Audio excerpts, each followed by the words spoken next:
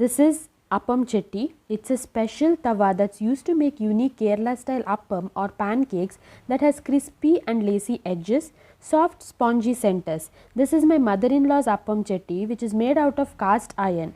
Iron pans or kadais are one of the safest vessels to cook food. It has been a part of our Indian kitchenware since ages.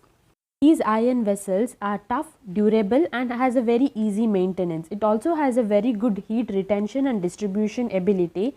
It's naturally non-stick and also has enormous benefits on our health. So next time you go to buy a pan or kadai, switch from Teflon coated vessels to cast iron vessels. And trust me, it's safe to cook in these vessels except a few items on which I'll be making a video some other time.